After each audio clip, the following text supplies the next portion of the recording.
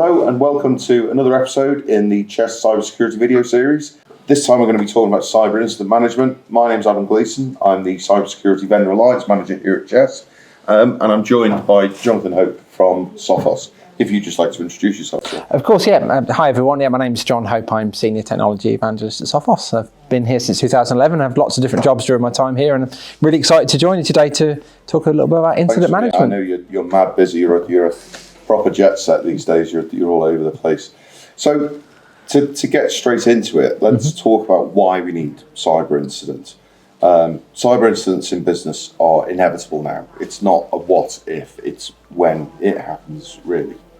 Yeah, absolutely. I'm glad you started out with that, because the reality is that incidents are inevitable, and operating with this mindset of I'm never going to get hit is just frankly naive, and it's a risky strategy to say the least. Indeed. Much better to look at it realistically and think, well, what if an incident does occur? How do we deal with that? What should we be doing? And that's where incident response planning comes into place. Is exactly that. How do we step through the process? And it's not just about cyber incident management isn't just about what happens when you get hacked. No, absolutely. Yeah, cyber incidents, I mean, people typically gravitate towards thinking about worst case scenario of what if I get hit by malware, what if I get hit by ransomware and all my data is not available. And yes, of course, we need to plan for that eventuality, but there are so many different types of incidents that occur. Some of those are a little bit more mundane. For example, you may have a situation where an employee has inadvertently sent data out to the wrong place, simply put the wrong email address in. That maybe on the face of it doesn't feel like a cyber incident, but that potentially falls into that category depending on the nature of the data. And you've always got that insider threat as well. There's so many more things than just malware. You may have that situation where a disgruntled employee has deliberately sent data out of the organisation, for example. So yeah, there's a whole range of incidents, and we need to try and accommodate and include in the plan as many of those different types of incidents as we possibly can. You can't build an incident plan for every conceivable eventuality. It's more around having quite broad brush, major, minor, serious, or So yeah, absolutely. I mean, the first point of looking at this is what is an incident? What types of incidents should we be thinking about? And going through the things that are most likely and most common in your individual organisation. And then you've already started to go through that classification of which of these is potentially more serious, and how do we deal with those things appropriately.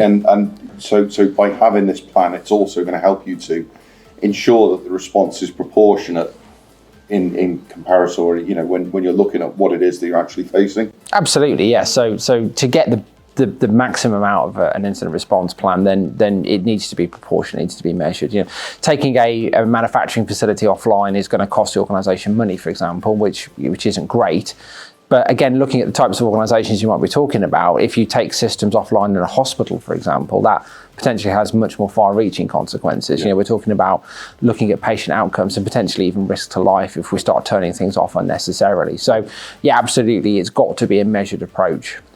And I think also, as anyone that's worked in IT has come across this kind of scenario before, it can be confusing and stressful. And having a plan that's being managed, that everyone is following, and this is not just the IT department's responsibility. It encompasses the entire business, but that can help to reduce the stress and the confusion on everyone involved as well. Absolutely. Like simply having a plan. Absolutely, yes. So yes, it should involve all the different stakeholders from all the different departments. It's not an IT problem. It's just something the organisation as a whole needs to take into account.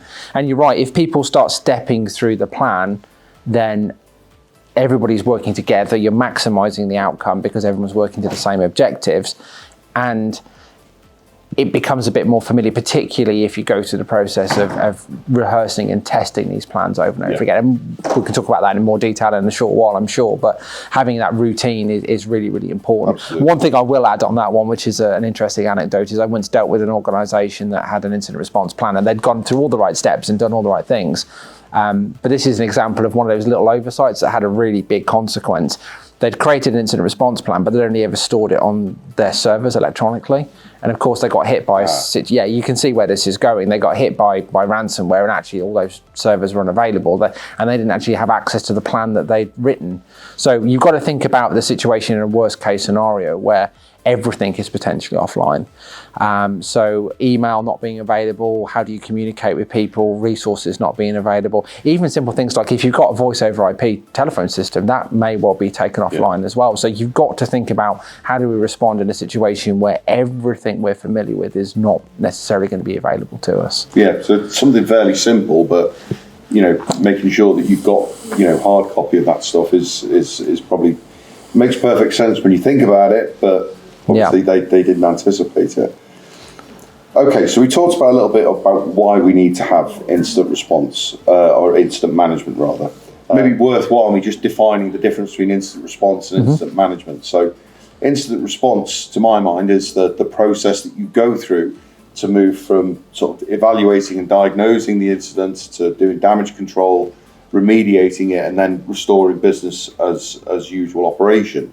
Whereas the incident management piece is kind of the management overlay that coordinates the incident response and makes sure that the different interactions with the business that the incident response is going to require has got oversight and it's got representatives of the business so that everyone's kept fully aware and communication is good around it. Do you think that's a good way of summing it up? Yeah, I would say so, yeah. So the response are actually the actions that you take, and the management layer is effectively the plans around it. And you could probably include in that as well the plans to try and avoid an incident in the first place, because while it's important to have an incident response plan, prevention's better than cure. Exactly, it's much better not to have an issue in the first place. Okie doke. So what does cyber incident management actually mean? It's about understanding the nature of the incident, first of all. So that's sort of understanding what's happened and sort of getting to grips with that. But as well, understanding the extent of the incident to understand what's been affected and how far. Can you talk a little bit about why they're important? Okay, so we'll start out with, first of all, I mentioned it briefly, is understanding what the likely events are, first of all, and then dropping those into categories and looking at the things that are potentially more severe than others. And then the response aspect then is looking at, well, if this situation occurs, how do we respond to that particular incident? If we find a machine that has malware on there, how do we isolate that? How do we clean that up? If we find that we've got something that's running wild across our network, how do we then contain that threat? If we turn up to work and nothing is available, what do we do in that scenario? So it's having the things that are likely to happen, what do we do about it, and then also looking at the impact. So looking at the impact from the well-being of the business and the organisation, looking at the well-being of the output of the organisation, and again that can be very different depending on the type of organisation. Yeah. And then also looking at how do we respond to all the key stakeholders? Do we need to do a press release? Do we need to talk to marketing about how we communicate this to the outside world? How do we communicate this to regulatory bodies? And then there should always be a step that then looks at the incident. Once it's done and dusted, what did we learn from that? How did this happen in the first place? So what preventative methods can we put in place to make sure it doesn't happen again? But then also looking at, how do we respond to it? Did it work well? Could we have done things better? And then, having that realistic look internally to see. It's like lessons learned, isn't absolutely, it? Because having a wash up and discussing that. Absolutely, because if you don't learn from it, then you've just gone through a painful experience and got nothing from it. But at least if you learn from it, then you can be better next time. So that's a really good summary. Thank you. So it's about having a plan that is understood by the business and being able to respond quickly, proportionately, and effectively. It could also involve the incident plan or the different stages of incident planning. It may have pre-authorization from the business to stop external services and things like that. You touched upon press releases as well. Mm-hmm.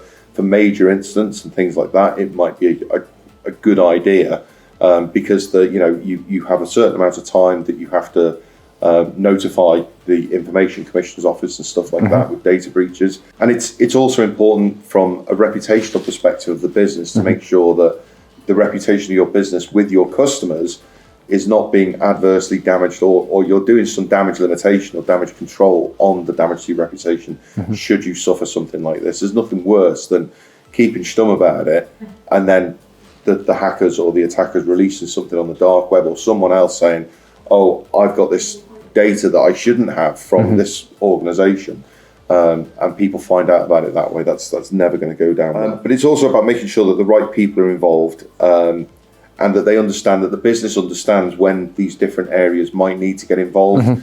And again, that comes back to the incident management piece of that, having that overlay, so that there's a team watching everything, and that when the right people are needed, they're there and they're available in order to make sure that everything's moving smoothly forwards. Absolutely, yeah. You talked about a lot of different themes there, but I think the key one is time being of the essence.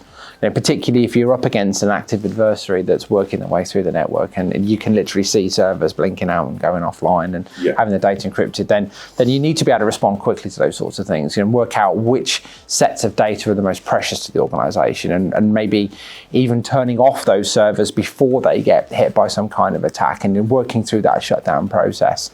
And you talked about authorising people to do that. I mean, these attacks, they typically don't happen when it's convenient, in the middle of the working day.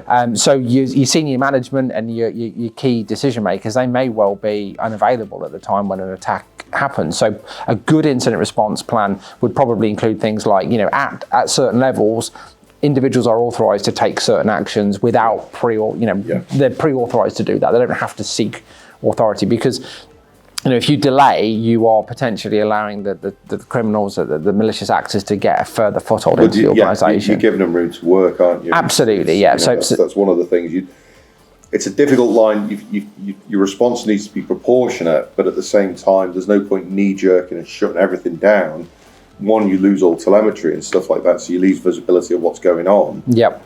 And although you may have stopped the attack, as soon as you bring stuff back up again, it's just probably going to start again. Well, absolutely, yeah. So the next step is, once you've turned off machines that are potentially compromised and you've isolated them away, then the process is, well, how do we know that they are good before we bring them back into production?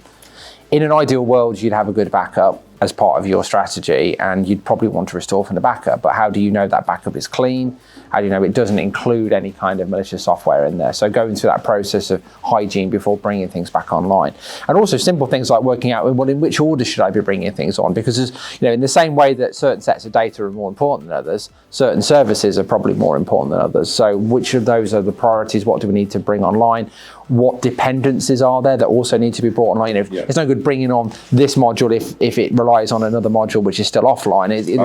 Those kind of concepts are really, really important. So, and the final piece really is that you touched upon again, is being able to learn and improve upon the plans. So making sure that you do that sort of 360 review at the end of any incident to see what worked well, what didn't work well. Absolutely. How do we improve it and make sure that next time it goes a lot better? Yeah, we probably shouldn't wait for an actual incident to do that review process either. The best incident response plans and the best business plans, they are constantly checked and reviewed. Because and we will come on to that in just a moment. I have to stop you there. So the final bit, and arguably the biggest and probably the most important bit, is how do you actually do incident management? So I think detection is a big part of that. Now, there's one of the future sessions that we'll be doing is on logging and monitoring, and that's obviously going to be a really good way to detect these things going on, because you've got very good oversight through using logging and monitoring solutions. But your users are also a really good sensor, or as a way of doing it. But it's important to make sure that there's a no blame culture, so that they actually do report these things. Yeah, absolutely. Yeah. So your users, they're a really interesting topic in their own right, actually, because you can help users to avoid incidents in the first place by training them properly. So helping them to recognize what is likely to be phishing, for example, is a really good way of making sure they don't click on the wrong links and do the wrong things. But yes, absolutely, that concept of a no blame culture really comes to the fore when you start testing your users and maybe launching phishing campaigns using phishing simulation tools like Sophos Fish Threat.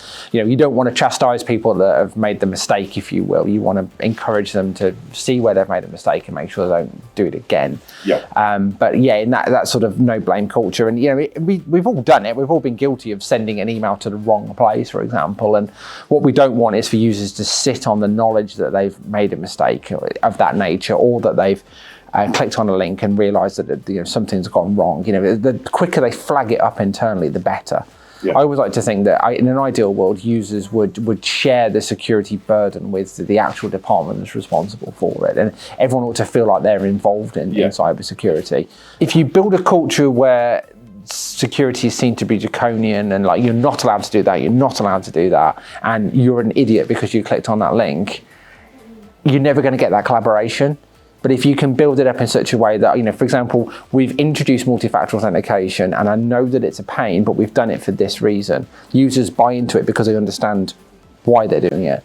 It's interesting you say that, because I've gone from two extremes. So I've gone from that extreme of being ex-Ministry of Defence systems admin, where it's very, very stringent. Mm-hmm. You must do it like this. And when people come and say, I want to do this, it's like, no, you're absolutely not. Very old school admin, to then spending 10 years architecting EUC solutions and realizing if you don't let people work the way that they want to work, they're going to figure out how to do it anyway, and then you lose control of the data. So it's about making the systems work the way that you use. And what you just said there sort of hit that really on the head for me. It's sort of, that you've got to work with the users and make sure that they're not being sort of left out in the cold a little bit. Absolutely, you took the words out of my mouth there. Yeah, productivity trumps everything ultimately, and if you tell people you can't do that, then they'll find a way of doing it, and you can say you've lost control then. So far better to always understand the needs of the organisation and work with it from a security perspective, definitely. So the next key area in how you do cyber incident management is planning, and that's about making sure that the right people are involved with the incident response planning. And not leaving any critical people out. Mm-hmm. We talked a little bit around broadly categorising cyber incidents, and I think, to my mind, that's really the best way that you can do it. Otherwise, you come up with a very granular approach to it, which becomes clunky and difficult to work with, but it's also an awful lot to maintain and test. The testing, you've mentioned that several times, and it's one of the key areas to make sure that testing is being done, to make sure that these things are actually fit for purpose and that people understand how they work. And making sure that the roles of anyone that's involved are fully understood and things like that as well. I think one thing that we haven't talked about is understanding how incident response will interact with business continuity or disaster recovery plans. Because that may be part of the incident response, is that we invoke disaster recovery scenarios or invocation plans. Absolutely, they're all different sides of the same coin effectively. If something bad happens, how do we respond to that? Yeah, absolutely. It's all part of the same plans. Yeah, you were talking about the circular process there of after an incident, then checking it over. We didn't really go into that in too much detail, but I always think it's a good idea to be testing these plans out and making sure that they are up to date and accurate. I mean, the incident response plan shouldn't be a document you laminate and put in the bottom drawer and forget about. No, because you're always going to be bringing new systems online, other systems are going to be taken offline, personnel changes. There's always these constant changes in the organisation. It's really important that you're not running through an incident response plan for the organisation as it looked a year ago or even 6 months ago. It's how do we respond now? So we need to test it, make sure it's constantly relevant, and make sure that everybody's involved in that process of checking it out. Tabletop type exercises are absolutely fantastic because they really show where the flaws in the plan are and where it can be honed and refined. So there's one thing that I just realised that we've talked about what happens once it's been invoked, but how does it actually get invoked? So there should be a mechanism by which someone is a decision maker for categorising what sort of broad category this incident fits into, and then actually going ahead and invoking it as well. Absolutely, and it's typically the IT department that end up with that, because they will either have seen some kind of alert within the cybersecurity software and services that they've got that tell them that there's a problem they need to action, or they're getting a phone call from a user and saying, I can't access this data, or my machine is telling me that my data's been encrypted. They're kind of uniquely placed in most organisations because they're the ones that have got overall visibility of a lot of the stuff that's going on behind the scenes, or the back office, as we always used to call it. Absolutely. So in most cases, it's that team that invoke it because they can see that there's some kind of problem, there's some kind of challenge. It's outside the norm. It's not just a simple outage. There's something more at play. That's typically how it gets detected. Cool. And then the final piece that we've touched upon several times is doing the testing. So making sure that the plans are fit for purpose and that they can be used as they want to. And making sure that the business is familiar with the process as well. That's, if the business is unfamiliar with the incident management process or the incident response process, it kind of all becomes clunky and it's not going to flow very well. And what you should also encompass into that is, at what point do we need external help? So, for example, at Sophos, we operate an incident response desk. Sophos have got it's fairly new, this offering that they've brought out, and the ability to pay a retainer so that you can have Sophos on standby if you have an incident. So I'll give you the floor is yours to, Okay. to do a little spiel about that. Fab, thank you. So the service itself, I'll correct you slightly, is not quite so new, but the ability to buy a retainer is new. But in both cases, essentially what we operate at Sophos is, amongst other things, of course, is our incident response desk. And this is effectively a team of people that you can call on, whether you're an existing Sophos customer or not. And they will basically work with you to look at the incident as it's developing and intervene as quickly as possible to first and foremost minimize the impact. So they will roll out a Sophos agent to as many machines as they can get a hold of and potentially isolate the ones that are infected, that are compromised, exhibiting bad behaviors, and then work with you on a strategy of how to then restore services and come back online. So isolating the compromised machines, minimizing the impact is absolutely key. And I say you don't have to be a Sophos customer for this. It is an option that is open to organisations of all sizes and different persuasions when it comes to cybersecurity. The retaining aspect is quite interesting. So we've just launched an option whereby organisations can effectively pay us a sum of money so that we are then available. There is a guaranteed response time associated with that. Almost like insurance. It is.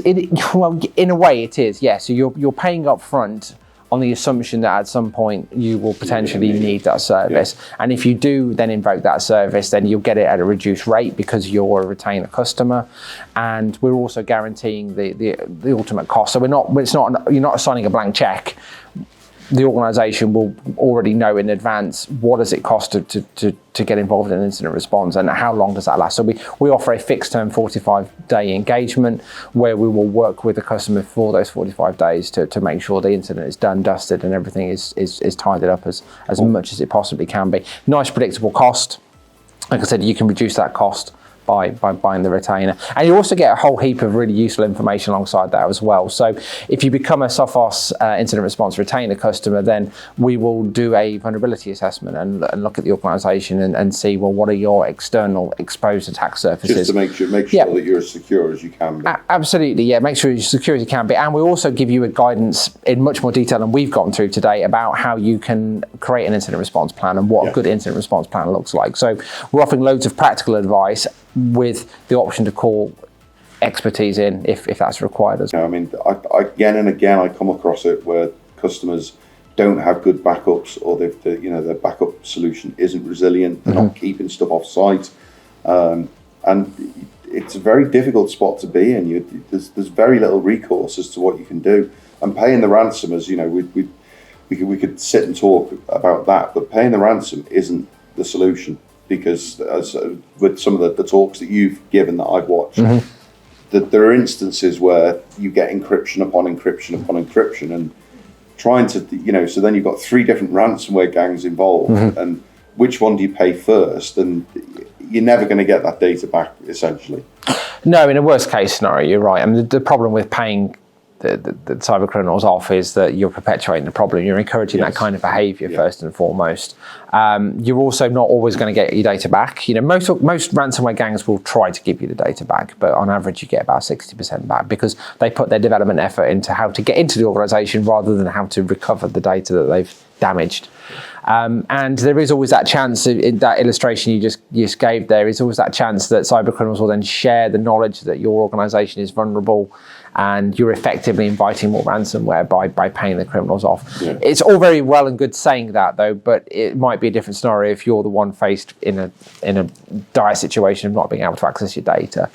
But in an ideal world, you wouldn't be paying the cyber criminals off if you could avoid it by some other mechanism. Yeah, absolutely. And I think we're probably about out of time there. So thank you very much for your time today. I hope you guys out there have gotten something from it. So just to sum up today's session, cyber incident management is essential to any organisation today. And alongside that, you need to develop your own internal incident response plans, what have you. You start off by needing to detect it and then decide that you're going to actually invoke the incident response plans. You need to be planning these things ahead to make sure that you can automate any authorizations that are required or anything like that, get press releases in place, understanding which are the critical systems and services that you may need to stop or you may need to advise customers about and stuff like that. and making sure that everyone within the business understands the role that they're going to play in the incident response plan. You need to qualify and understand the extent of it so that your response is proportionate and that you're not doing more harm than you actually need to be doing by shutting areas of the business down. And you need to be able to measure success and understand what a safe condition looks like once you've remediated the problems. And then you need to understand how you're actually going to get business as usual back up and running. And of course, the final and probably one of the most important pieces is to make sure that you're reviewing the process that's gone through. What happened, what worked well, what didn't work well, where can you improve it so that if it happens again, those problems won't reoccur. That's all from me. Don't forget that all of our podcasts are now available on Spotify, and I'll see you next time. Stay secure.